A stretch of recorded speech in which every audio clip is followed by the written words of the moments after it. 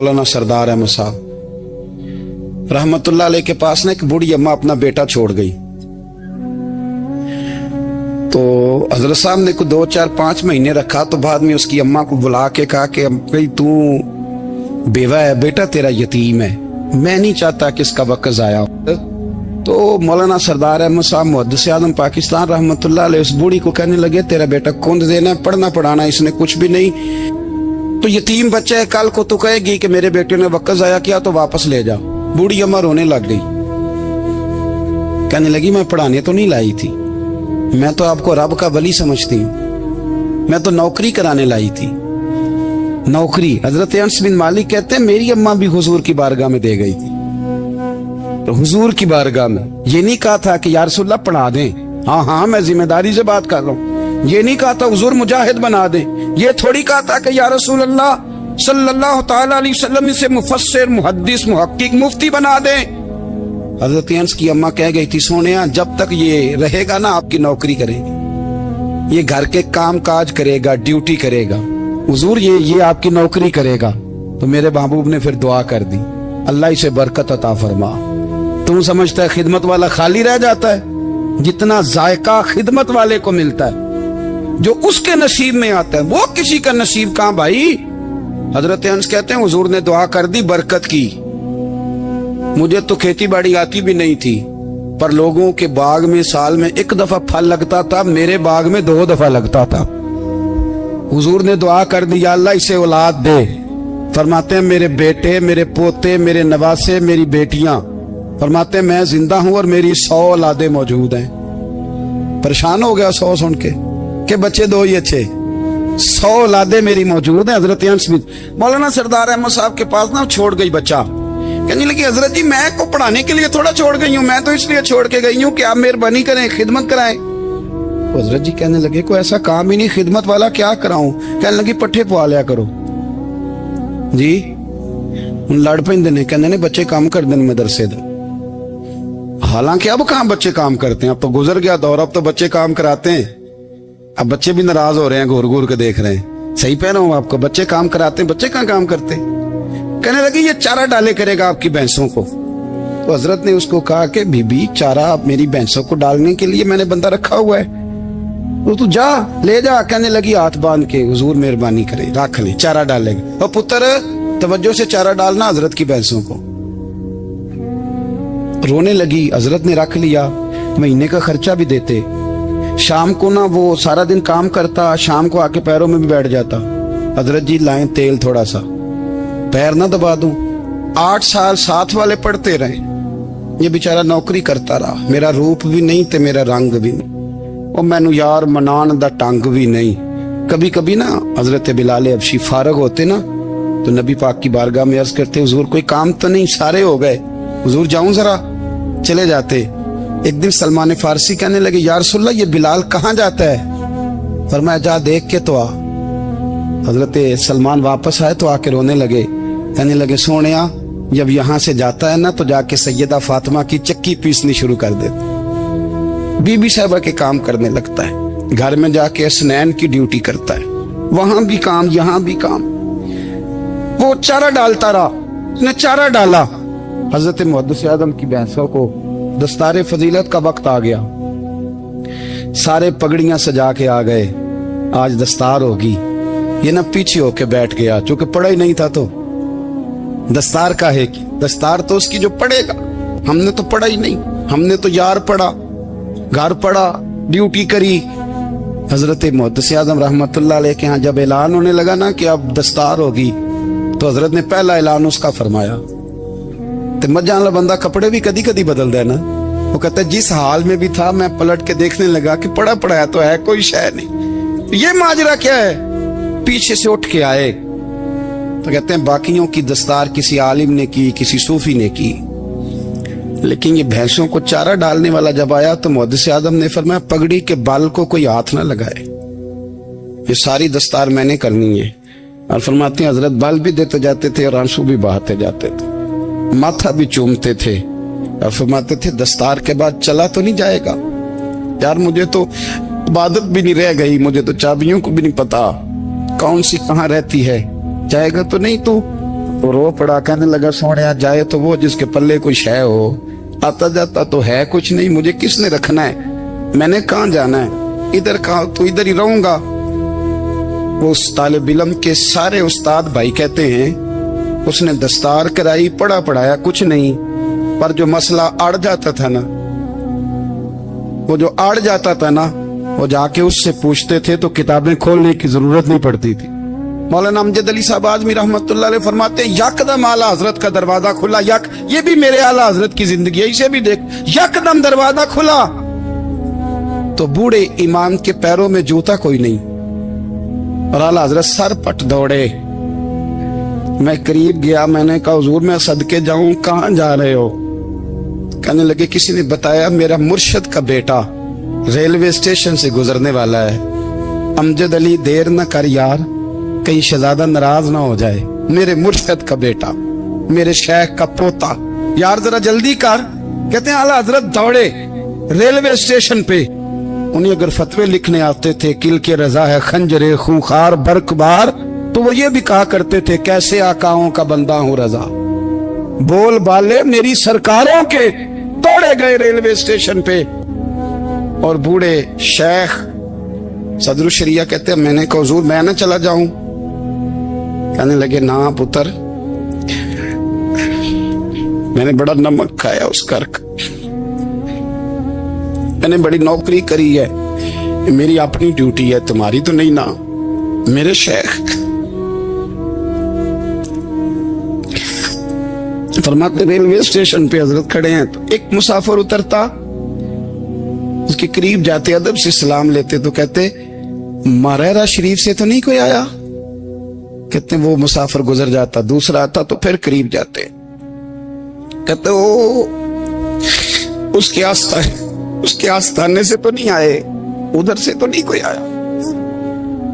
कहते सारे गुजर गए, जिन मुसाफिरों ने उतरना था उतर गए, ट्रेन चल पड़ी। तो मैंने कहा हुजूर किसी ने आपको गलत इत्तला दी थी, शहजादे तो आए नहीं।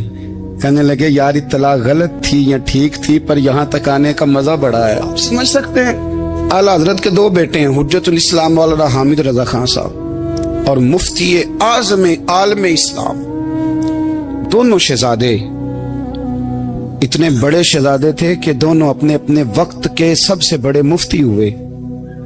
ये भी तो मेरे आला हजरत है ना, इसको भी तो जरा समझो ना। खुशकी और फिर खुशकी और फिर खुशकी। एक दिन पीर साहब ने कहा नूरी मियां साहब कि अहमद रजा यार वो भैंसें रखी हुई हैं तो उनको ना गीदड़ आके तंग करते हैं, तो दो कुत्ते मिल जाए ना कभी, तो चलो रात को पहरेदारी करेंगे, दो कुत्ते मिल जाएं। मैं अक्सर सोचता हूँ कि आला हजरत तो आलिम थे, उनका कुत्तों से क्या लेना देना।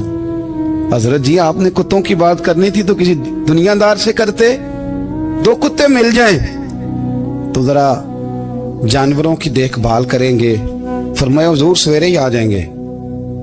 भाई आपका तो ये शुगर लेनी, तो आप कहां से लाएंगे? दिन चढ़ा तो दोनों बेटों के गले में रस्सियां डाली। आला हजरत को सिर्फ आप फतवे की रोशनी में देखते हैं, आपको उस शख्स के दर्द का नहीं पता, उसके जायके का नहीं पता, वो किस स्टेज का आदमी है, स्टेटस क्या है तरीकत में, शरीयत में, इश्क में। दोनों शहजादों के गलों में रस्सियां और पकड़ा हुआ है। तो नूरी मियां साहब कहते हैं मैं चारपाई पे बैठा था तो नीचे बिठाल दिए दोनों बच्चे, मैं उठ के खड़ा हो गया। मैंने कहा मौलाना ये क्या? कहने लगे हुजूर ड्यूटी भी करेंगे और रोटी भी नहीं मांगेंगे। जिन्हां तना विच इश्क न रचिया कुत्ते ना थी चंगे, मालक देकर राखी कर दे साबर भुखे नंगे। किधर गया ज़ौक़, किधर गया वो दर्द? और फिर जब बारी आई रसूलुल्लाह के प्यार की, जब बारी आई नबी पाक की मोहब्बत की, तो फिर फाजिल बरेलवी का कद अगर लिखने में कमाल है ना, तो महबूब के प्यार करने में भी कमाल। उन्होंने ना सारी जिंदगी यानी सारी जिंदगी ये कह के गुजार दी कि इश्क तेरे सदके जलने से छुटे सस्ते, जो आग बुझा देगी वो आग लगाई है। एक सैयद साहब थे, मकान बन रहा था आला हजरत का, तो सामने ना बिल्कुल लाइब्रेरी थी। तो جب مکان بن رہا ہوتا ہے تو تب سارے مستری مزدور اندر ہی ہوتے ہیں، تو سب کا آنا جانا تھا، سب لوگ آتے جاتے تھے بلا جھجک۔ تو وہ سید صاحب بھی ایک دن آ گئے، سامنے لائبریری میں ملے، پھر چلے گئے۔ کچھ دنوں کے بعد گھر مکمل ہو گیا، اب عورتیں بھی آ گئیں، تو شاہ جی کو پتہ نہیں تھا۔ وہ پرانا ہی ماحول سمجھ کے نا، مولانا ظفر الدین بہاری کہتے ہیں پرانا ہی ماحول سمجھ کے تو اندر آ گئے، اور جیسے ہی اندر داخل ہوئے سامنے گھر کی عورتیں دیکھی تو شاہ جی معذرت معذرت معذرت کرتے پریشان ہو گئے، اور پھر جب دوبارہ پلٹنے لگے تو اعلیٰ حضرت دوڑ کے گئے، ہاتھ چومے، کہنے لگے شاہ جی آپ کو تو پتہ نہیں تھا، اور آپ مہربانی کریں یہ معذرت والا لفظ واپس لیں، یہ میرے گھر کی عورتیں نہیں، یہ تو سیدوں کی باندیاں ہیں، یہ تو نوکرانیاں ہیں، تو آپ مہربانی کریں، یہ انداز آپ کا جو ہے یہ درست نہیں، آپ مہربانی فرمائیں اندر آئیں۔ اور پھر سارے خاندان کو لے کے پردے کے پیچھے کھڑا کیا اور کہنے لگے شاہ جی کو غلطی لگ گئی، انہوں نے ہم سے معذرت کی، اب ہم سارے مل کے ان سے معذرت کریں، اس لیے کہ یہ رسول اللہ کا خاندان۔ یار تھوڑا بہت دو چار لفظ جس بندے کو آ جائے نا، دو چار لفظ، میں ذاتی طور پہ نا آپ کو پتہ ہے میں تو نعت خانوں سے تو ہماری بنتی نہیں، بہت سارے نعت خان تو ہمیں ویسے ہی نہیں، میں کہتا ہوں نعت آنے دے جانے کا نام نہیں، نعت تو کلام کا نام ہے، کسی بزرگ کی بات پڑھو، کوئی مطلب اس میں کوئی ذوق ہو، کوئی درد ہو، یہ کیا بات ہوئی جو آج کل کام شروع ہے۔ لیکن آپ کو پتہ ہے ہم نعت خان کی بھی عزت کرتے ہیں، میں جس نعت خان سے نعت سنتا ہوں میں دل کی قلب کی گہرائی سے اس کا حیا کرتا ہوں، میں اکرام کرتا ہوں، اللہ جان میں اعزاز دیتا ہوں، اس لیے کہ میں سمجھتا ہوں یہ جب بولتا ہے نا تو مجھے مدینے والے کی یاد آتی، یہ نبی کریم کی یاد دلاتا ہے، تو اس کا اعزاز ہے۔ اعلیٰ حضرت فاضل بریلوی رحمت اللہ تعالی علیہ نے نبی کریم سے محبت کی، اور حضور سید عالم صلی اللہ علیہ وسلم سے تعلق رکھنے والی ہر شے سے محبت کی، انہوں نے اپنے ذوق کو کبھی پھیکا نہیں پڑنے دیا، ساری زندگی رسول اللہ صلی اللہ علیہ وسلم کا پیار۔ تھوڑے دو چار لفظ میری طرح کسی شخص کو آ جائیں تو وہ ادب اداب کے دائروں سے نکل جاتا ہے، وہ ہر چیز کو کلو کال کے ذائقے میں رکھتا ہے، اس لیے ملا رومی فرمایا کرتے تھے سیٹھ آدمی ہونا جیب میں پیسے ہوں تو اس کا پیر کوئی نہیں ہوتا۔ اگر کوئی عہدہ مل جائے، بندہ کسی درجے پہ پہنچ جائے تو اس بندے کا بھی مرشد ہے، اور اگر چار لفظ پڑھ جائے تو اکثر میری طرح کے بندے خلیفے ہوتے ہیں، مرید نہیں ہوتے۔ ناراض تو نہیں ہو گئے آپ لوگ؟ میری طرح کے لوگ نا خلیفے ہوتے ہیں، بتاتے ہیں 14 جگہ کا خلیفہ ہوں تو سوال یہ ہے کہ غلام کس کا ہے؟ میری خلاف تھے او خدا کے بندے، غلامی اصل چیز ہے۔ اعلیٰ حضرت فاضل بریلوی رحمت اللہ تعالی علیہ نا لوگوں سے پوچھتے، جب کوئی مدینے سے آتا، مکے سے آتا، حج کر کے آتا تو پوچھتے مدینے گئے تھے؟ صدر الشریعہ رحمت اللہ علیہ فرماتے ہیں کسی نے کان میں آ کے کہا حضور وہ موچی حج کر کے آیا، پکی بات ہے؟ حضور ہاں، فرمایا چلو چلیں۔ حضرت جی وہ لکھنا نہیں، تو میں آ کے دیکھتے ہیں۔ حضرت مہمان اوے آ کے دیکھتے ہیں، کہتے دوڑنے لگے، وہ جوتے گانٹ رہا تھا، جا کے پوچھا حج کر کے آئے ہو؟ کہا ہاں، مدینہ شریف گئے تھے۔ وہ جس بندے کے پاس لوگ تاریخیں لینے جائیں تو ٹائم نہ ملے، بھائی آج مدینے گئے تھے؟ کہنے لگا جی بڑا کرم کیا سرکار نے، میں تو 1.5 مہینہ رہ کے آیا ہوں۔ کہتے ہیں جبہ کہیں، پگڑی کہیں، قلم کہیں، شاگرد کہیں، مرید کہیں، اور اندر نہیں، حجرے کے اندر چھپ کے کسی کی تعظیم نہیں، چوک میں موچی جوتے گانٹنے والا دنیا دیکھ رہی ہے، اعلیٰ حضرت جھکے اور موچی کے پیر چومنے شروع کر دی، لوگ پکڑ دیں حضور یہ کیا، وہ بھی پیر کرنے لگے پیچھے ہٹ جاؤ۔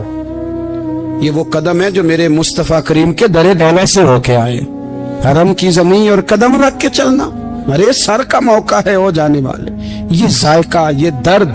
تو اعلیٰ حضرت نے نا ذوق والی زندگی گزاری، ادب والی زندگی گزاری، پریم والا وقت گزارا، عشق والا وقت گزارا۔ حضرت بلال حبشی کبھی سپاہ سالار بنے تھے کسی جنگ میں، کسی صوبے کے گورنر بنے ہوں؟ بولو تو صحیح یار، ان کا تعارف کیا تھا؟ نبی کریم کے غلام۔ حضور کے نا جو ذاتی معاملات تھے نا، 20 انصاری نوجوان تھے جو ہر وقت نبی پاک کے پاس کھڑے رہتے تھے کہ حضور کو حکم کریں، 20، اور 34 سے لے کر 40 تک غلام ہر وقت حضور کی بارگاہ میں رہتے۔ حضرت بلال حضور کے ذاتی معاملات کی خدمت کرتے تھے، کوئی ایسی وہ جو तबलीग की या दावत की या जंग की या जिहाद की कोई ड्यूटी नहीं वो करते, ज़ाती खिदमत सरकार की। हजरत उमर फारूक वो शख्स हैं कि जिन्होंने कभी किसी बंदे को खातर में नहीं लाए।